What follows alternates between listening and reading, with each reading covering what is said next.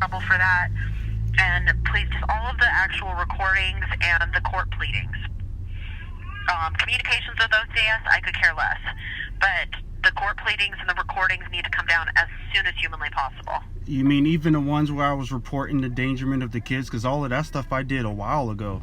That's fine. I don't care. But just the stuff where it's like conversations with OCS, like that meeting that we had with her lawyer, or with their lawyer and her, Joanne. Remember that first conversation with Joanne? Okay.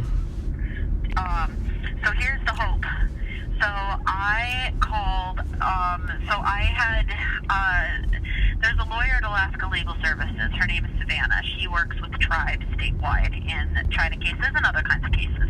Okay. And a while back, she had contacted me saying that they were looking at potentially doing a class action lawsuit because they had evidence of OCS statewide changing the ORCA notes. That's the notes that OCS makes.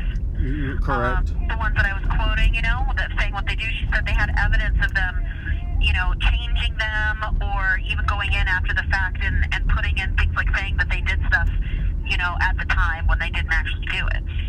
So she told me this a while back, and she said if I ever saw anything in any of my cases and any of my discovery that looked weird, that I, contact her so that way they could keep track of it.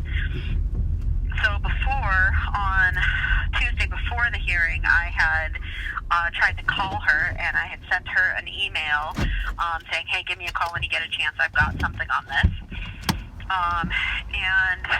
She didn't end up calling me until Wednesday.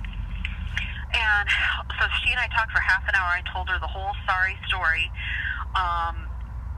And she was outraged, and she was hoping that Port Haydn was maybe one of the tribes that they represent, so that way she could jump in and maybe help out, legally speaking. Mm-hmm.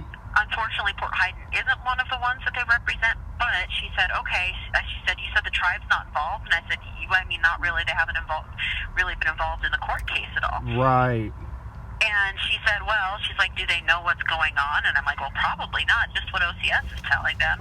And she said, she's like, this is ridiculous. And she's like, if you tell them about how the court found active efforts for that, she's like, they will probably get pretty upset and want to maybe get more involved. And she said, and if they have a tribal court, we can have the case removed to tribal court, get it out of the state court entirely, make it so the Judge McConaughey cannot touch it, get it out of OCS, and then the tribe handles it.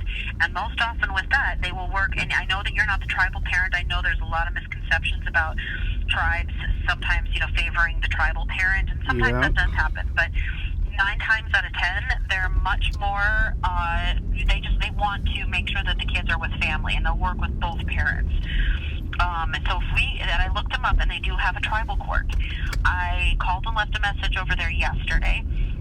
But if we can make this happen, we could get this case entirely out of OCS, entirely out of Judge McConaughey to the tribal court, and hopefully they'll reunify with you with your kids. I mean, I've done this exact same thing.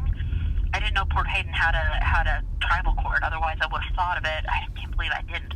But anyways, I had a case years ago with a woman who had done everything on her case plan, but OCS just didn't like her, and they weren't going to reunify. Right. And they were going to do a whole adoption and everything.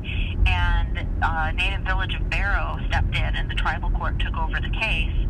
And literally the next day, she had her kids back. Wow.